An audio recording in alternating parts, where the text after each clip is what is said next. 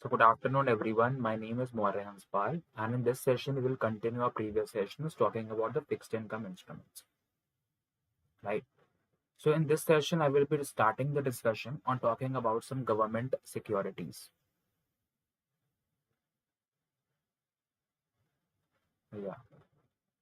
I would be talking about some of the government securities. So again, as I told you, the government securities are the least risky one and meant for the risk averse investors who do not want to take risk in the market. Okay.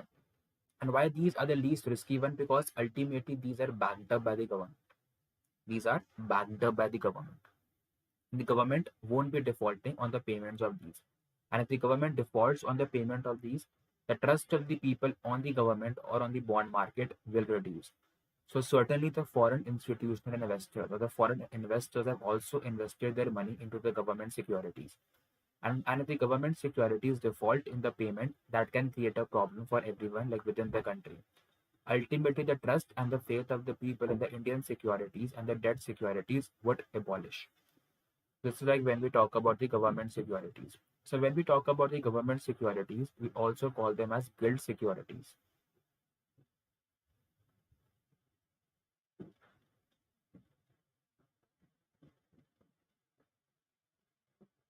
The government securities are also called the gilt securities and they're also called the treasury securities.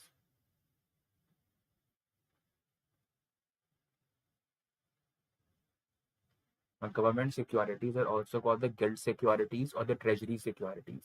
And treasury is denoted by T. Okay. A large number of the people they tend to use the words like synonymously. They tend to use these words in a common way, be it your treasury bills, your treasury bonds, your treasury notes. They tend to use it in a very common way. Okay, but all these three terms are different from one another and they do not mean the same thing. Treasury bills are different from treasury notes. Treasury notes are different from treasury bonds, and treasury bonds are different from treasury bills. All these terms are the different one, but they are backed up by the government. So ultimately, since they're backed up by the government, they're more secure than the corporate bonds. In the previous session, like when we were talking about the corporate bonds and the corporate debentures, those were as per the company or the corporate. Okay, so basically, like when we were talking about the prime grade securities or when we talked about the investment grade securities, completely agreed that they possessed a lesser amount of risk because ultimately those were the prime ones and the investment grade securities. And even the credit rating agencies, be it your CRISIL, be it your ICRA, or be it your CARE, they also rated those securities or those bonds or debentures at a very high rate, triple A or double B. So all these things were like clearly mentioned there. Okay, but the government securities are more secure than your corporate bonds because ultimately the corporate bonds can default at a particular point of time because of some bankruptcy problems and all those stuff. But the government securities won't default. So these securities are more secure than the corporate securities. Okay, and since these are more secure than the corporate securities, they will offer you even lesser amount of rate of interest as compared to corporate securities. Corporate securities say भी कम rate of interest इन पे मिलेगा. Okay. Now, like when we talk about the government securities, there are three types basically of the government securities: the treasury bills, the treasury notes, and the treasury bonds. And the difference between these three is on the basis of the duration and nothing else. So firstly, we have the treasury bills. We call them as T bills. T stands for treasury. Then you have the treasury notes, and then you have the treasury bonds. So when we talk about the treasury bills, these are the most short term, and the duration of the treasury bills is not more than 1 year. Basically, there can be three kinds of treasury bills. There are like 91 days treasury bill, 182 days treasury bill, and 364 days treasury bill. That's it. Now the trick to remember these three types of treasury bill is just remember the 91 days treasury bill and multiply it by 2.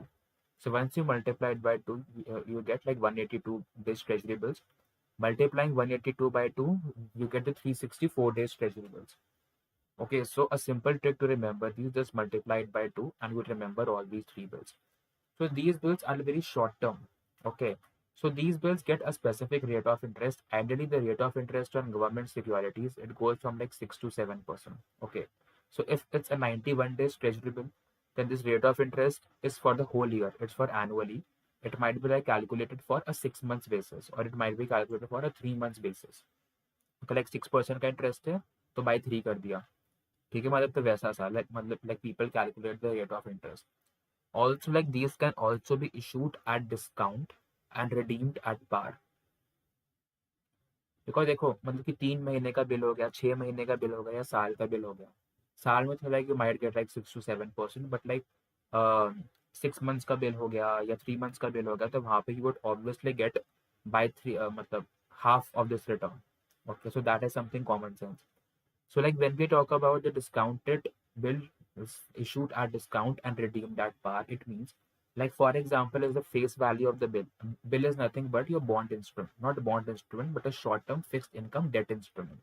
Okay, because ultimately these are your debt instruments only. Your fixed income instruments are your debt instruments only. Be it your bonds, be it your debentures, be it your treasury bills, treasury notes, treasury balls, commercial papers, certificate of deposits, fixed deposits, right? So the issued at discount and redeemed at par means, like for example, if the face value of the treasury bill is 100 rupees, okay, so they will say you that you can buy this at a discount, that instead of paying 100 rupees, you can pay just 90 rupees and get this.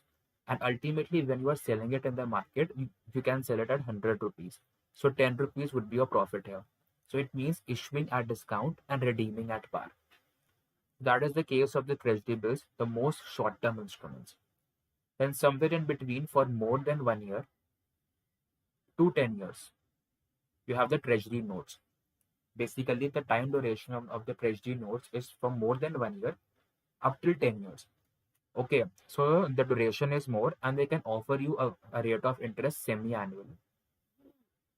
मतलब साल में 2 बार ही तुमको rate of interest मिल सकता है. Like for example, since you have a longer time duration, and the securities which have a longer time duration, they offer you a higher rate of interest also. Okay, तो हो सकता है यहाँ पे you might get an 8% rate of interest. But that does not mean that you will be getting 16% rate of interest overall. It is 8% on an annual basis. मतलब साल में first 6 months में like you will get 4%, and the next 6 months में like you will get 4%. It won't be 8% for the first 6 months and 8% for the next 6 months. 16% नहीं मिलेगा. It will be 4% for the first 6 months and 4% for the next 6 months, because rate is always defined annually. तो साल में 2 बार ही तुमको rate of interest मिलेगा in case of treasury notes, and the duration and the maturity period for the treasury notes is basically from 1 year to 10 years. The maturity, not the duration, I would say, because like when we talk about the word duration, duration shows you the inverse relationship between the bond price and the yields, as we talked about in the previous session. But maturity is different from duration. Maturity is something, the weighted average time that when you would be able to recover your investment from the bond. मतलब अगर आज पैसा bond में डाला है तो कितने साल बाद तुम्हें अपना पैसा वापस मिल जाएगा. तो अगर 10 ईयर का बॉन्ड है, अगर 10 ईयर है, इट मीन्स कि 10 ईयर तक तुमको अपना पैसा वापस मिल जाएगा. That is maturity and not duration. So we must specify, if you are a student of finance, by specifying everything, we must also specify about the duration and these things. Okay, and the maturity basically. We need to specify these things, right? Okay, yeah. The third one is your T bonds. T bonds have a maturity of more than 10 years up till 30 years. And they might also give you a rate of interest semi-annually.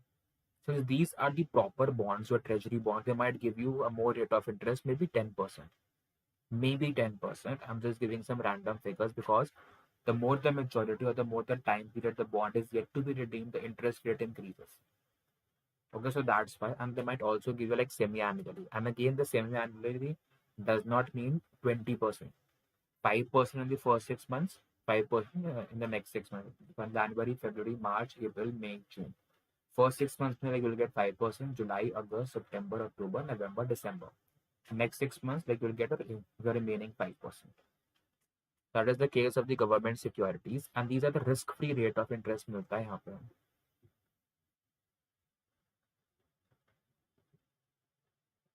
Risk-free rate of interest you are getting here. We call it as RF. You're getting the risk-free rate of interest.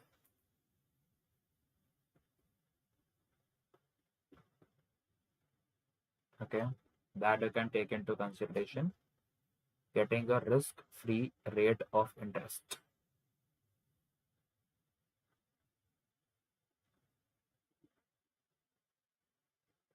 And people say that, they argue, is this rate really a risk-free?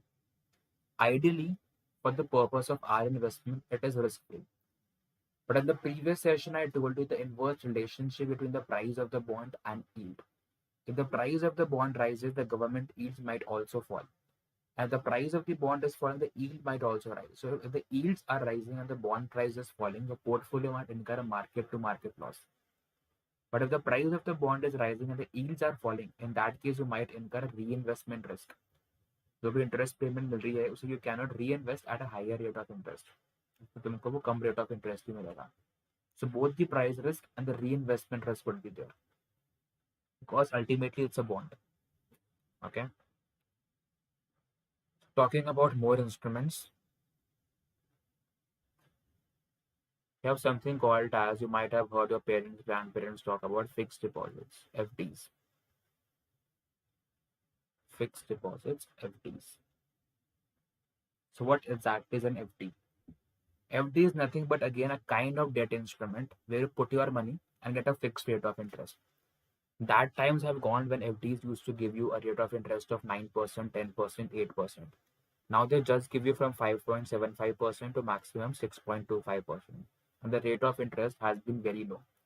Now the FDs can be for 2 years, 5 years, 10 years, 6 months as per the bank, like as per the bank guidelines. But again, your money is safe here. The money is safe here. And the thing is, your money is also secured by your deposit insurance credit guarantee corporation. DICGC, Deposit Insurance Credit Guarantee Corporation. So it basically says your amount in your FD is secured by 5 lakh rupees. That is, if the bank or a company in which you have put your money for the purpose of fixed deposits and it turns to be bankrupt and it is not able to pay back your money, 5 lakh is guaranteed for that. अगर 10 लाख की investment करी है तो उसमें से 5 लाख तो पक्का मिल ही जाएगा. बाकी के 5 लाख या तो नहीं मिलेगा या एक टाइमली फेज में रिकवर हो जाएंगे. बट 5 लाख तो मिलना ही मिलना है. And this 5 lakh limit is per bank. Okay, and that is why people say that instead of having a fixed deposits account in only one bank, you can have it in multiple banks. Like for example, you have an idea of putting your investment of 15 lakh rupees as a fixed deposit.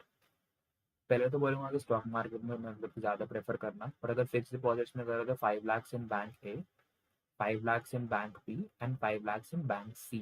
That is financial literacy. क्यों? अगर सारा 15 लाख इसमें डाल दिया and bank default कर लिया, you just get 5 lakh and your 10 lakh is wasted. Okay, so if all these banks default, 5 lakh तो मिलेगा ना पक्का. 5 लाख भी मिलेगा यहाँ से, 5 लाख भी मिलेगा यहाँ से. एंड अगर इन बैंक्स ने डिफॉल्ट करा भी नहीं तो 5 लाख तो सेफ हो ही गया ना. Ultimately at least like 15 lakhs you have with you, right? And that was secured by the Deposit Insurance Credit Guarantee Corporation. Okay, people know about this 5 lakh limit, but they do not know it's applicable per bank. Okay, and again, FDs must not be used for the purpose of investments. FDs must be used for the purpose of only creating some emergency funds. Because obviously अगर lock in period को तुम तोड़ के तुम emergency fund निकाल रहे हो तो some penalties would be charged. Okay, so that is one thing. But at least you'll have your money back. Because the stock market is risky. So if you want to accumulate wealth or make a larger amount of income and be wealthy, go for stock market. But if you want to just save your money, then go for fixed deposits. Fixed deposits must not be considered as an investment purpose. Fixed deposit must be concerned for an emergency purpose. That thing you should know, and that is the difference between your fixed deposits and your investments. People tend to look fixed deposits for the purpose of investments. No, both the things are important. A certain set of people might say that fixed deposits, a certain set of people might say that the fixed deposits are basically used, are like not good because they do not give you a good rate of interest, and the stock market is only good. Whereas on the other side of the people might say that the stock market is not good because it is very risky and the fixed deposits are good. Both the parties are wrong as per me. There should be a combination of both the fixed deposits and your stock market. Stock market for the purpose of creating returns, being wealthy for a longer period of time. 1 साल 2 साल में पैसा double triple नहीं होगा, time लगेगा. And fixed deposits for the purpose of the emergency funds. So I say investing in the stock market and putting money in fixed deposits, not investing money in fixed deposits. Okay. So when we talk about fixed deposits, the rate of interest that you're getting 5.75 to 6.25, they rarely beat inflation or do not beat inflation at all. 6 to 7% का average inflation rate चलता है, and अगर rate of interest 6.25 भी मिल रहा है, you are losing your wealth. On the face of it seems like that you are getting 6.25%, but no one takes into consideration inflation. minus 6.75 lose ही करा है तुमने. यहाँ पे 0.25 बस गेन करा है, बट अगर 7 हुआ तो 0.75 लूज करा. So you are not gaining as much from the fixed deposit. On the face of it, it might look that if you have invested 100 rupees, you are getting 106.25 rupees after 1 year. Your investment might be in crores and lakhs, and that return would be 5 crores or like 6 crores on like 100 crore ki investment. Okay, in that case, it is completely different, but ultimately the inflation is eating away your money. So do not think fixed deposits for the purpose of investment. Put your money for the purpose of only savings or for the purpose of emergency. That was about the fixed deposits.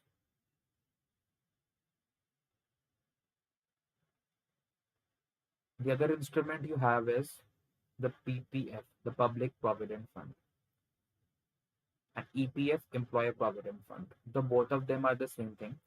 The Employee Provident Fund is open for salaried and as for the salaried individuals in your company. If the monthly salary is less than 15,000 per month and the employees in the company are more than 20, in that case, it is mandatory for the company to open an Employee Provident Fund account. So here the 12% is contributed by the employee and 12% is contributed by the employer. Out of this 12%, around 8.33% goes towards the employee pension scheme and 3.67% goes to the employee provident fund. But again, the same proportion for the employer as well, because ultimately he is the employee of someone else also, right? Plus he contributes the 1% extra, and that 1% is divided into 0.5% and 0.5%.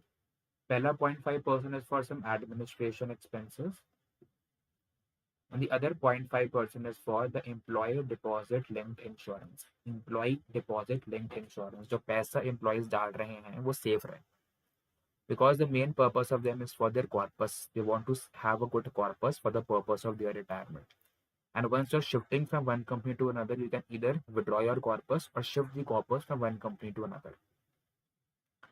Okay, and that is again you have some regulation that at least in the previous company you should have worked for 6 months to 1 year to have been like eligible for the transfer of the corpus or withdrawing of the corpus. So that is one thing. So this thing you should know. And public provident fund is all was basically for the government employees and for those companies that do not open the EPF. Okay. So again, the interest that is earned here is tax free. These are again your tax saving instruments. We bolte hain इनको. ठीक है. Lock-in period is 15 years.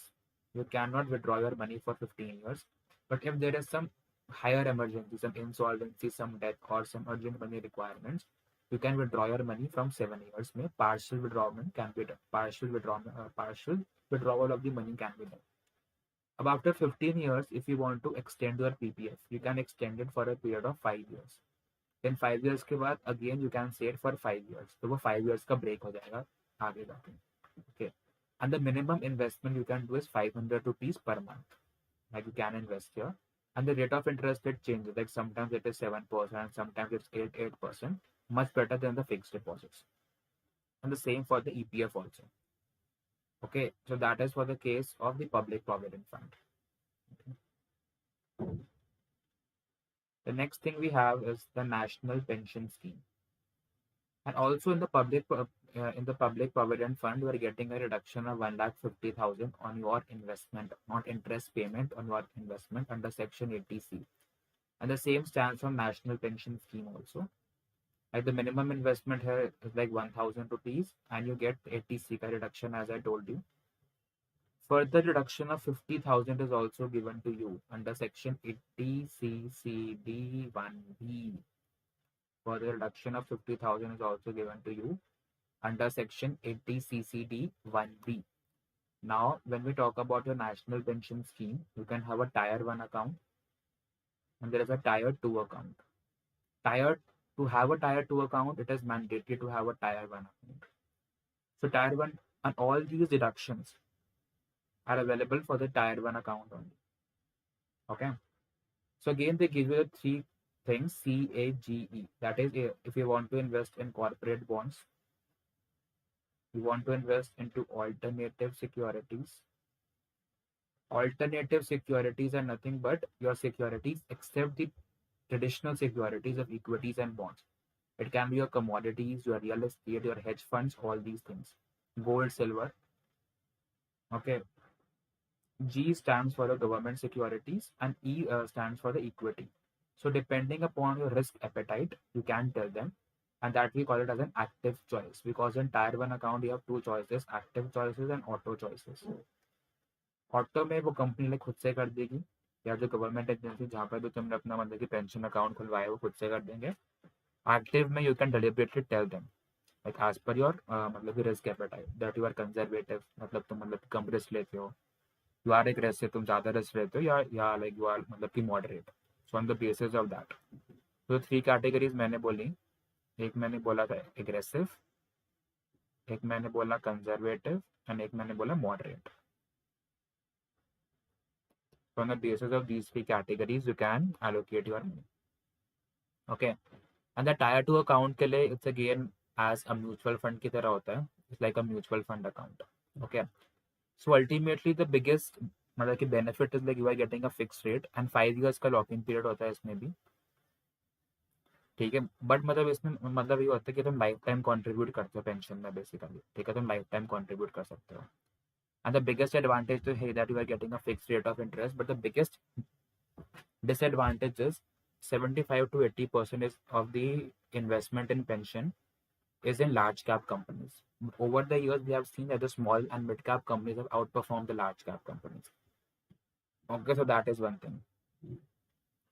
And also see like when you withdraw this amount now, like the majority aa jayega, 80% amount like you get as lump sum, which is tax free. No, 60% like 60% you get as lump sum, which is tax free, and 40% as annuity, which is taxable. But अगर तुम partial withdrawal कर रहे हो, then 80% you will get as annuity taxable and 20% as lump sum. That thing you need to know about the national pension scheme. Okay, that was about the national pension scheme. Again, you have a NSC. NSE नहीं, National Stock Exchange नहीं, NSC. It's your National Saving Certificate. National Saving Certificate. Yeah. So talking about the National Saving Certificate. Again, lock-in period is 5 years. एक fix rate of interest मिल जाएगा 6 से 8% के बीच का. Premature withdrawal नहीं.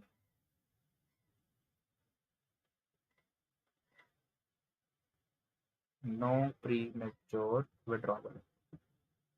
Okay. 1000 rupees investment करो per month. And again be it in Provident Fund, a national pension scheme, and also national savings certificates. Interest is tax free. Interest is tax free. Okay.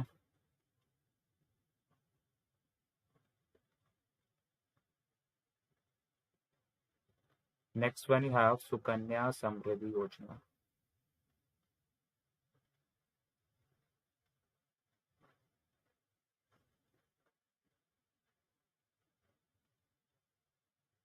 Sukanya Samriddhi Yojana is for the girl education. Maximum 2 accounts per house if you have 2 girl child. अगर 1 girl child है, only 1 account. You can open this account if your girl child is below 10 years of age. Minimum investment can be done as like 1000 rupees की minimum investment हो जाती है. Partial withdrawal can be done at 18 years of age or at the time of marriage. मतलब कि locking period मान के चलो 18 years of age में मतलब see partial withdrawal can be done at the age of 18 years but the lock-in period is 21 years तक या जब मतलब कि मैरिज हो गया. But since now the legal age has been transferred from 18 to 21, it's like 21 only. Okay, and मतलब एक fix rate of interest मिल जाता है यहाँ पे 7.6% से 8% लेकर एक फिक्स रेट ऑफ इंटरेस्ट मिल जाता है. But all these interest rates which I'm talking about are lesser than your FDs, not FDs or equity instruments. Because ultimately in equity instruments you are taking a larger amount of risk there. So that is one thing you need to understand for this scenario also. Okay. So these were like some of the fixed instruments that one must know